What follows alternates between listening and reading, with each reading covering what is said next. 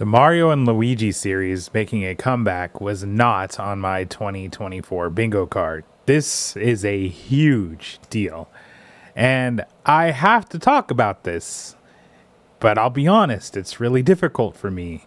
Last year, one of our biggest supporters passed away, and he was a massive super fan of the Mario and Luigi games, and he made me play them for the first time, as well as all the Paper Mario games. He actually passed away in the middle of my first playthrough of Mario and Luigi Partners in Time, and I just wish like hell that he was here to see this announcement. His birthday is in 3 days, and I know he'd just be beyond excited to see this, so this is admittedly very bittersweet.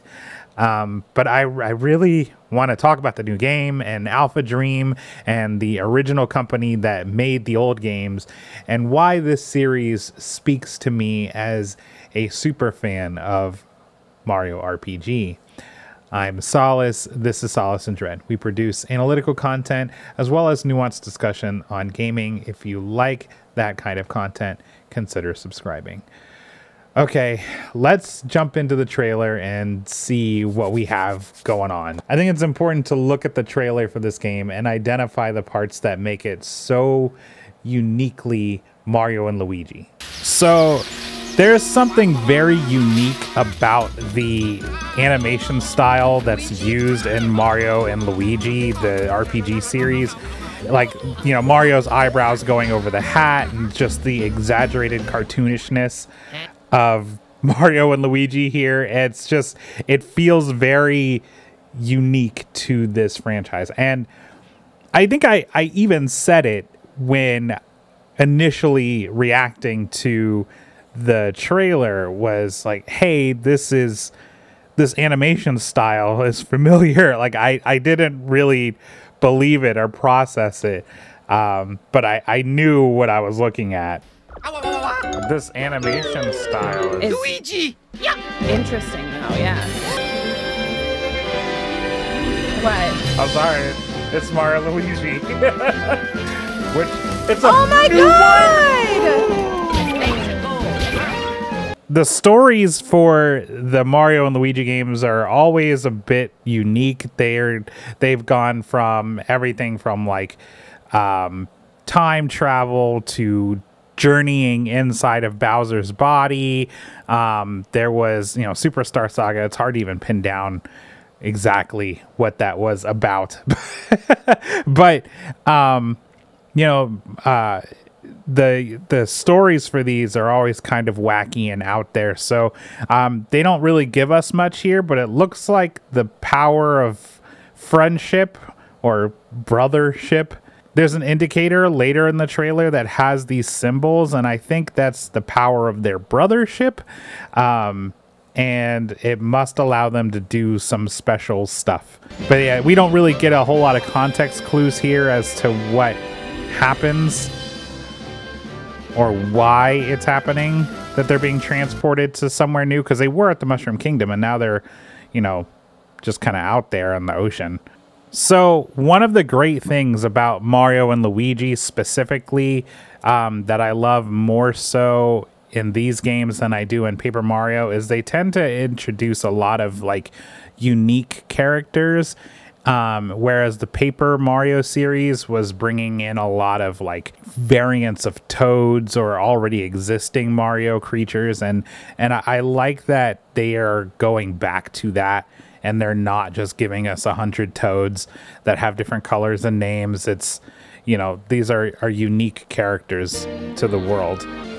So it looks like I don't know if there's open sea travel, but you're definitely traveling somewhere on a big ship that's like the brothers' ship.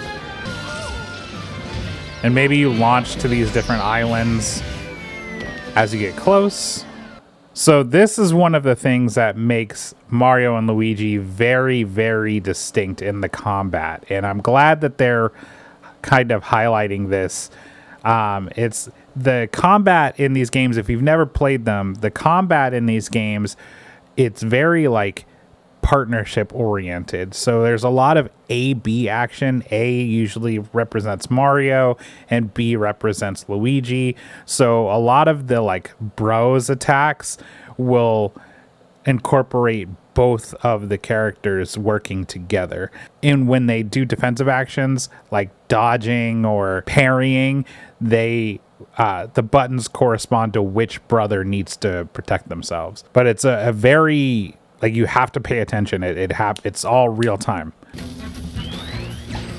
See, right there, Luigi had to hit him back, so the player had to push B. All right, so that's A, B, A, B. See, everything you do, it's very partnership oriented. And then here's another thing that's really great. It's hard to see here, and they illustrate it better later, but even on the world map, as you're traveling through different zones, at some point you'll be controlling Mario, and then you still have to use Luigi in like a separate tandem action. So Luigi's probably standing here hitting buttons, and then you and so you're controlling him with the B button, and then Mario's running up this tower. So yeah, this is a perfect example of it right here, where they're off screen. So Mario's traveled so far away from Luigi that it's put Luigi into a little split screen.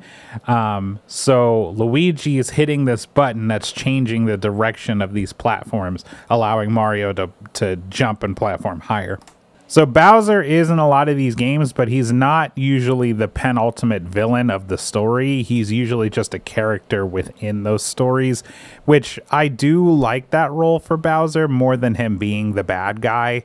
But I like it even more when he works with the brothers than working against them. But it looks like they're carrying on that tradition. It doesn't look like Bowser is going to be the penultimate bad guy. It looks like these are our bad guys, and we don't really know anything about them yet either, but it looks like these are our villains. I love that they do this. I just love this timed attack all the way up to the enemy. And you don't have to hit it the whole way, but it really affects your damage. So I'm so happy that this is back, and it seems like it's got the flavor of the original series, and it's not the same company that developed it, because as far as I know, Alpha Dream is still gone. This is huge. This is a big deal, man. This is a massive deal. So Alpha Dream, the original developing team that made the Mario and Luigi series, time after time after time, including the remakes, they went bankrupt about 5 years ago or so. And this is kind of a shock, because the games that they were making were doing okay, but apparently they were in massive debt. And they might have fallen victim to bad management, like a lot of video game companies. There was some sleuthing done by some creators, and it turns out that this company suffered from, crunch time and horrible corporate deadlines, and work-life balance was just not cared for well. The environment was that of an old-fashioned game company, and they just weren't agile enough to evolve when the 3DS came along, because they originally started developing these games on the Game Boy Advance. Now, Nintendo owns the IP, obviously, so it's not a problem for them to continue to publish these games.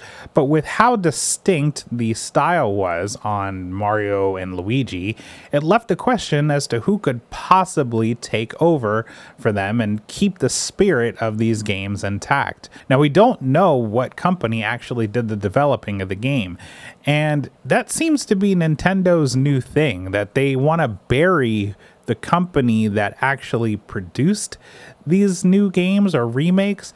Like, for example, Mario RPG, they didn't really reveal who actually did it until the game was released, and that was just by beating the game and finding out in the credits.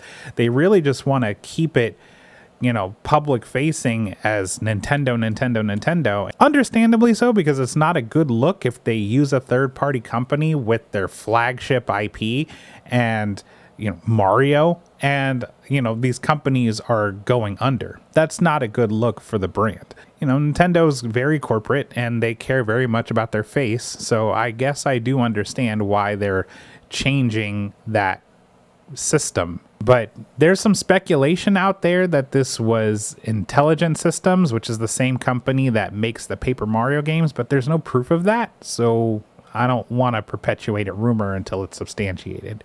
Now, like I said in the beginning of this video, Mario & Luigi was something that I missed out on when it first came out. I was not into handheld gaming, and frankly, I'm still not. But I'm glad I went back and played these gems. I'll always be thankful to my friend for making me play them. And I'd always heard a lot of arguments about Paper Mario 64 when people called it the spiritual successor to Super Mario RPG.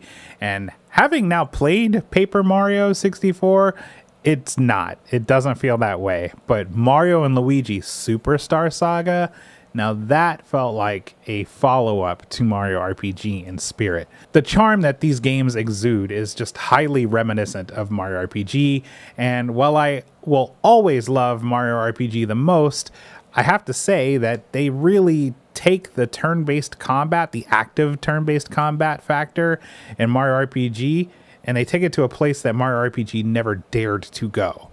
The fun factor, the challenge, the crazy characters, the stories, everything in these games just feels right. And I know myself and many others are probably very, very happy to have this game series come back from the dead, because we just hadn't heard anything in so long. And this just feels kind of crazy to me. This is something that I wouldn't expect, even if they announce it. I wouldn't expect this to have a turnaround of 3-4 months from now. I'm thinking that this is something that would come out in 2025. So Mario & Luigi is back, boys, and that's all I got to say there.